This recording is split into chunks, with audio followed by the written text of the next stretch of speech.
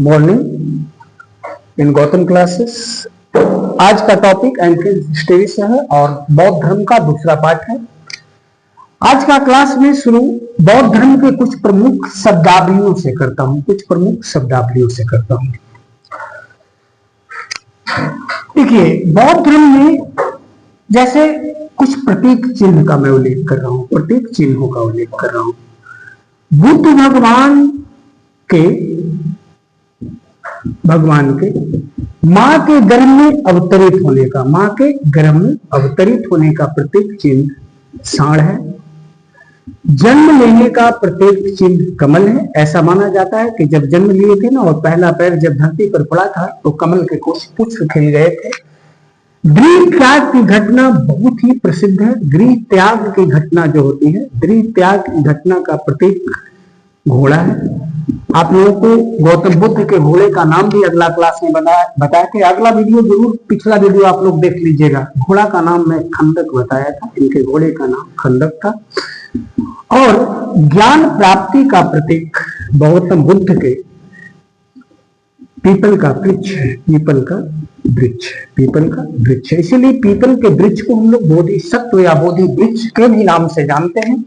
और इन्होंने जो प्रथम उपदेश दिया है, प्रथम उपदेश का प्रतीक चिन्ह सिंह है। और आप जानते हैं ना कि भारत का राष्ट्रीय चिन्ह क्या है? भारत का राष्ट्रीय चिन्ह सारनाथ का कौन चक्र है? अशोक चक्र है। और यह अशोक चक्र में भारत का जो अशोक चक्र है ना, वह बौद्ध धर्म से संबंधित है। और प्रथम उपदेश का जो सिंह है ना, यही सिंह की आकृति उसमें क्या की गई है, उकेरी गई है।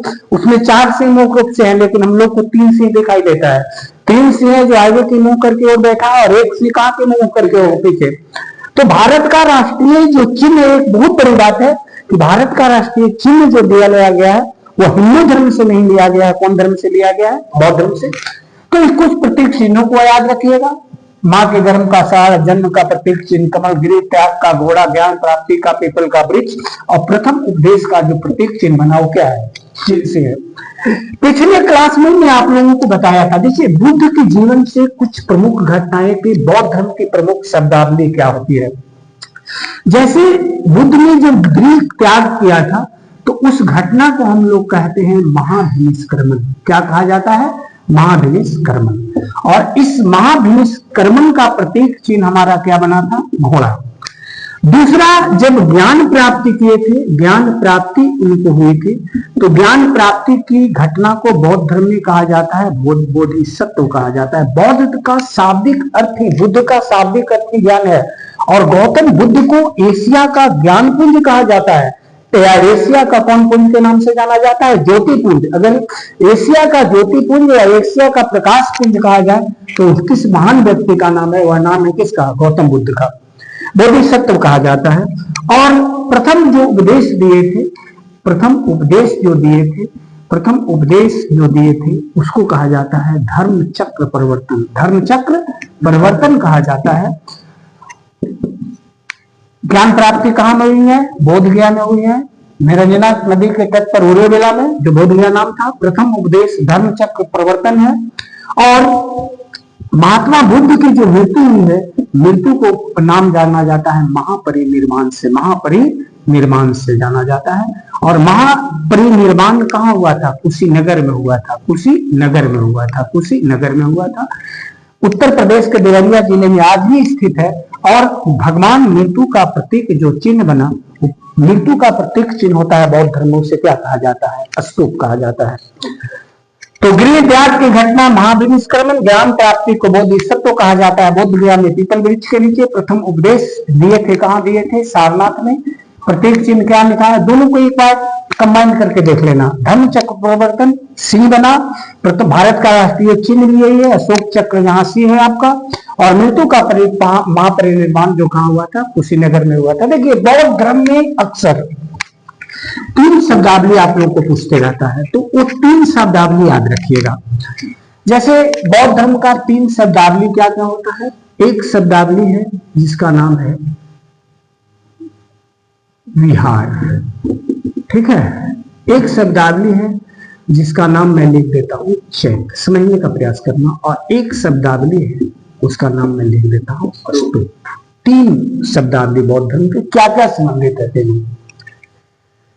बौद्ध धर्मावलंबियों के लिए जो पूजा स्थल होता है, उस पूजा स्थल को क्या कहा जाता है? चैत्य कहा जाता है। याद रहेगा, पूजा स्थल को क्या कहा जाता है? चैत्य कहा जाता है।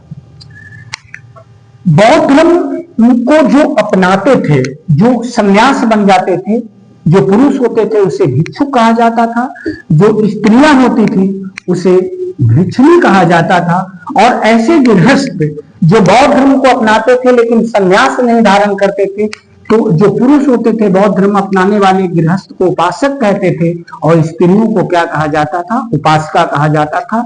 और बौद्ध धर्म में जो दीक्षित होते थे लोग, या बौद्ध धर्म में जो सम्मिलित लोग होते थे, इस घटना को बौद्ध धर्म में उपसंपदा के नाम से जाना जाता है। आज मैं बौद्ध धर्म की संबंधित शब्दावलियों का उल्लेख कर रहा हूं, तो याद रखिएगा, भिक्षुक, भिक्षुणी, उपासक, उपासका और कौन चीज? उपसंपदा। चैत्य बौद्ध धर्म के लिए कौन स्थल है? पूजा स्थल है। बिहार होता है बौद्ध भिक्षुओं का जो जमघट था, जहां बौद्ध भिक्षुक एक जगह जमा होते थे, उनका जहां समुदाय होता था, उस समुदाय को क्या किस नाम से जाना जाता था? बिहार नाम से जाना जाता है। और इसी बिहार के नाम से हमारे राज्य का नाम भी क्या पड़ा है? बिहार पड़ा है। देखिए, बौद्ध धर्म में अक्सर वर्षा के दिनों में बौद्ध भिक्षुक क्या करते थे ना, कि एक जगह पर जाकर टिक जाते थे, क्योंकि पानी पड़ने की स्थिति में कहीं गमनो नहीं करते। महात्मा बुद्ध जो थे ना, वर्षा के दिनों में अक्सर आपकी मगध की धरती आके राजगृह में रुका करते थे।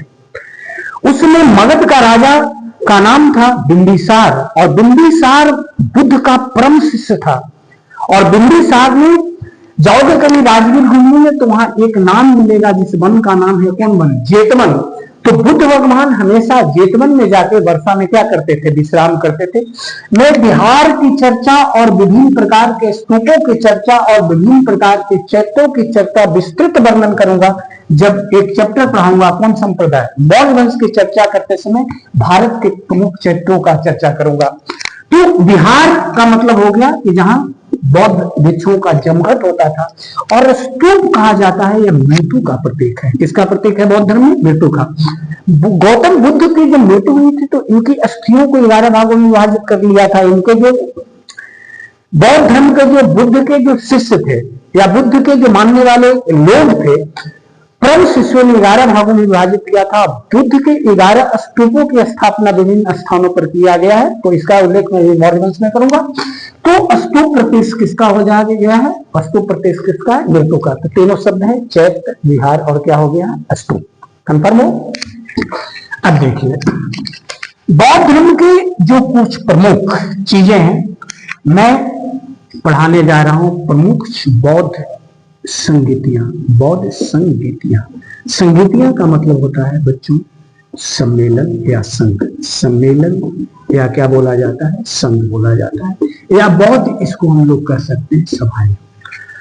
बौद्ध धर्म में अभी तक मुख्य रूप से कितनी सभाएं हुई हैं? 4 सभाएं हुई। चारों सभाओं का मैं उल्लेख कर रहा हूं। सभा, ठीक है, आयोजित वर्ष, ध्यान दीजिएगा, आयोजित वर्ष, आयोजन का स्थल कहां हुआ था? आयोजन का स्थल कहां हुआ था? इसके अध्यक्ष कौन थे? एक साथ नहीं बना दे रहा हूं। और उस समय समकालीन शासक कौन था? समकालीन शासक कौन था? इससे संबंधित प्रश्न हमेशा प्रतियोगिता परीक्षाओं में पूछा जाता है। प्रथम बौद्ध सभा का आयोजन जो हुआ था वो बुद्ध की मृत्यु के तुरंत बाद हुआ था, और इसका आयोजन किया गया था 483 ईसा पूर्व में किया गया था। कितना ईसा पूर्व में लिख रहा हूं? 483। और यह किया गया था राजगृह में। किस जगह पे किया गया है? राजगृह में। इसके अध्यक्ष का नाम था महाकश्यप। महाकश्यप अध्यक्ष का नाम था। और उस समय मगध के समकालीन जो राजा था, उस राजा का नाम था अजातशत्रु नाम था, अजातशत्रु। प्रथम बौद्ध संगति के दौरान ही बौद्ध धर्म, देखिए बौद्ध धर्म का जो त्रिरत्न है, याद रखना, बौद्ध धर्म के 3 रत्न है। बुद्ध है, एक है बुद्धम शरणम गच्छामि, संघम शरणम गच्छामि और धर्मम शरणम गच्छामि।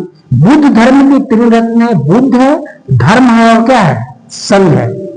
और बौद्ध धर्म में जो बौद्ध धर्म महात्मा बुद्ध के उपदेशों का चित्रण मिलता है वह किस पिटक में मिलता है? सुत्त पिटक में। उसका मैं उल्लेख नीचे करता जाऊंगा। तो प्रथम बौद्ध संगति का आयोजन राजगृह में हुआ था। उस समय शासक अजातशत्रु थे। अध्यक्षता महाकश्यप ने किया था। आयोजन वर्ष कितना था? 483 ईसा पूर्व हुआ था। उसमें प्रथम बौद्ध संगति के दौरान ही सुत्त पिटक की रचना हुई। बौद्ध धर्म का प्रमुख पिटक है, प्रमुख धार्मिक ग्रंथ है, और जिसको हम लोग त्रिपिटक के नाम से जानते हैं। तीनों पिटक में यहाँ कर दूंगा। सुत्त पिटक में क्या है ना कि बुद्ध के उपदेशों का संग्रह है। बुद्ध के किसका संग्रह है? उपदेशों का संग्रह मिलेगा बच्चों। और इसमें आप लोगों के बुद्ध के जीवन चरित्र का भी वर्णन मिलेगा। बुद्ध का जीवन चरित्र का वर्णन किस पिटक में मिलता है? सुत्त पिटक में मिलता है। दूसरी जो बौद्ध संगति हुई थी, एक साल नीचे 100 साल हट जाएगा ईसा पूर्व में, यह वैशाली में हुआ था यह आयोजन, और इसका अध्यक्ष था सर्वकामिनी। सर्वकामिनी थे। और इसका जो राजा था समकालीन मगध का, उस राजा का नाम था काला शोक था। काला क्या था? शोक था। और इस द्वितीय बौद्ध संगति के दौरान विनय पिटक लिखा गया था। इस ग्रंथ की रचना हुई थी, विनय पिटक की रचना हुई थी। विनय पिटक में क्या है ना कि बौद्ध धर्म के बौद्ध भिक्षुओं के लिए या बौद्ध भिक्षुओं के लिए और बौद्ध धर्म से संबंधित नियमों का उल्लेख किस पिटक में मिलता है? विनय पिटक में मिलता है। कंफर्म है? और तीसरी जो बौद्ध संगति हुई थी वो 250 ईसा पूर्व में हुआ था। और यहाँ आज जो पटना जिसको बोलते हैं वह पाटलिपुत्र में आयोजन किया गया था। और इसके अध्यक्ष थे मोगली पुत्र तीस। मोगली पुत्र क्या नाम था उनको? तीस नाम था। और इस समय मगध का राजा था अशोक। अशोक पहले शैव उपासक था। हिंदू धर्म में शिव की उपासना करता था, लेकिन कलिंग के युद्ध के बाद जो खून खराबा हुआ तो उसका हृदय परिवर्तन हो जाता है। अशोक कौन धर्म को अपना लिया था? बौद्ध धर्म को अपना लिया था। और बौद्ध धर्म में अशोक को दीक्षित करने वाले जो बौद्ध भिक्षुक था, उस बौद्ध भिक्षुक का नाम उपगुप्त था। क्या था? उपगुप्त था। तृतीय बौद्ध संगति के दौरान एक महत्वपूर्ण बौद्ध ग्रंथ लिखा गया है, और जिस ग्रंथ का नाम है अभिधम्म पिटक। अभिधम्म पिटक नाम है। इस पिटक में बुद्ध भगवान के उपदेशों का या बौद्ध धर्म से संबंधित जो नियम है उसका बहुत ही दार्शनिक विवेचना किया गया है। दार्शनिक विवेचना या विश्लेषणात्मक विवेचना किया गया है। तो अभिधम्म पिटक में बुद्ध के दर्शनों का, बुद्ध के उपदेशों का दार्शनिक विवेचना किया गया है। किस पिटक में? अभिधम्म पिटक में। और इसकी रचना किस बौद्ध संगति के दौरान हुई थी? तृतीय बौद्ध संगति के दौरान हुई थी। तो यही मैं बताना चाहता हूं कि यही कितने पिटक हैं? त्रिपिटक है, सूत्र पिटक, विनय पिटक, और किस पिटक का नाम ले रहा हूं मैं? अभिधम्म पिटक, तीन पिटक। और बौद्ध धर्म के त्रिरत्न में क्या बताए हैं? बुद्ध, धर्म और क्या बताए हैं? संघ बताए हैं। बौद्ध धर्म के कितने पिटक है? त्रिपिटक है। चौथी जो बौद्ध संगति का आयोजन हुआ था लगभग पहली शताब्दी में हुआ था। 100 ईस्वी के आसपास हुआ था। पहली शताब्दी याद रखिएगा। और यह हुआ था कश्मीर के कुंडल वन में। कश्मीर के किस वन में हुआ था? कुंडल वन में हुआ था। कुंडल वन में हुआ था। एक चीज और याद रखिएगा, राजगृह जो प्रथम है ना, कभी कभी पूछ देता है किस, आज भी राजगृह में होता है सप्तपर्णी गुफा में। इस सप्तपर्णी गुफा को जो मगध के राजा थे, बिंबिसार थे, वो गौतम बुद्ध को दान कर दिए थे। जेतवन का उल्लेख किए थे ना, यही था राजगीर के सप्तपर्णी गुफा। और कश्मीर की कुंडल वन में हुआ था। किस वन में हुआ था? चौथी बौद्ध संगति। और इसकी अध्यक्षता करने वाला व्यक्ति का नाम था वसुमित्र। ये अध्यक्ष था, वसुमित्र अध्यक्ष था। और एक और नाम मैं ले रहा हूं, जिस व्यक्ति का नाम ले रहा हूं, अश्वघोष। अश्वघोष थे, वो उपाध्यक्ष थे। उपा क्या थे? अध्यक्ष थे। याद रखना, दो लोग मैं बोल रहा हूं। चौथी बौद्ध संगति कश्मीर में हुआ है। अध्यक्ष का नाम वसुमित्र और उपाध्यक्ष का नाम मैं क्या बोल रहा हूं? अश्वघोष बोल रहा हूं। और इस समय कुषाण वंश का शासक था। कुषाण वंश का शासक था। और उस समय कुषाण वंश का शासक कनिष्क के शासनकाल में हुआ है। चौथी बौद्ध संगति बौद्ध धर्म में सबसे महत्वपूर्ण स्थान इसलिए रखता है।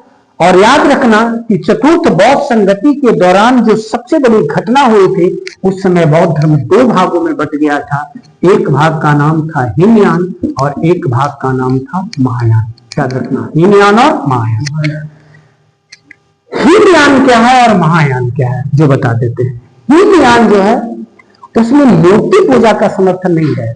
गौतम बुद्ध का जो उपदेश था, गौतम बुद्ध को एक महामानव माना गया था, और गौतम बुद्ध का जो उपदेश था, उनके द्वारा बताया गया जो मार्ग था, उनका जो अनुसरण करते थे बौद्ध भिक्षु, उन बौद्ध भिक्षुओं को किस श्रेणी में रखा गया था? हीनयान।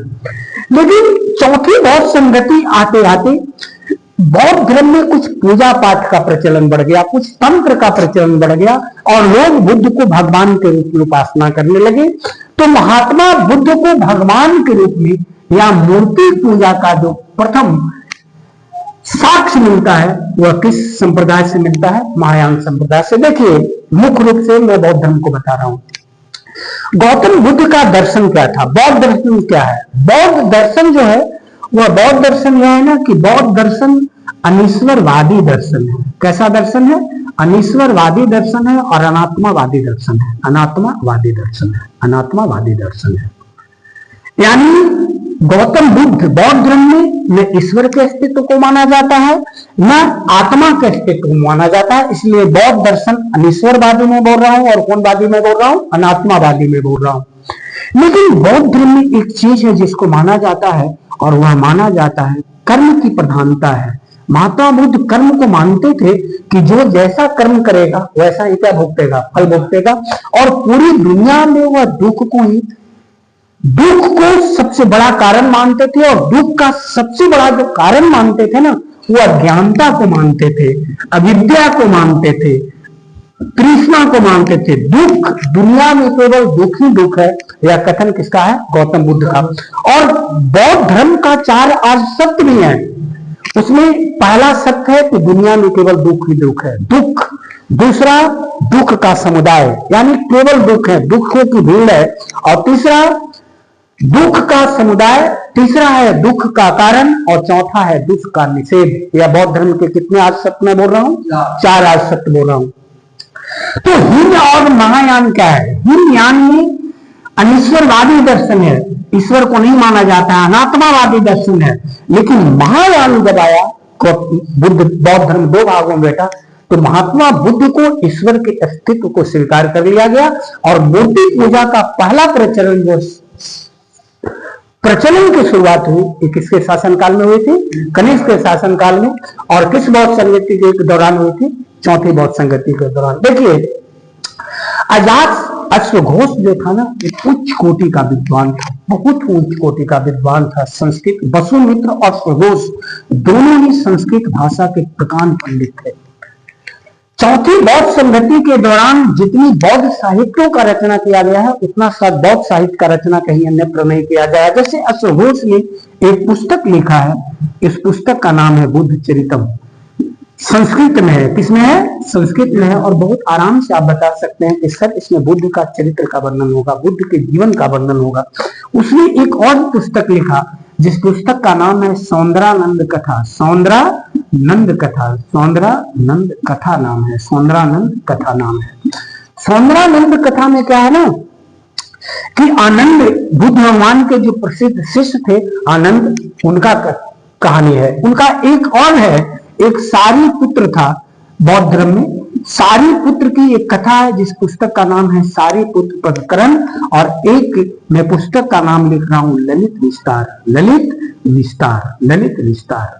इन चारों जो रचनाएं हैं बौद्ध धर्म के प्रमुख ग्रंथ है। और चारों ग्रंथ किसके द्वारा लिखा गया है? अश्वघोष के द्वारा लिखा गया है। बुद्ध चरितम, सौंदरानंद कथा आनंद की कहानी है, सारी पुत्र प्रकरण है तीसरी किताब, और चौथी किताब का नाम है क्या चीज? ललित विस्तार।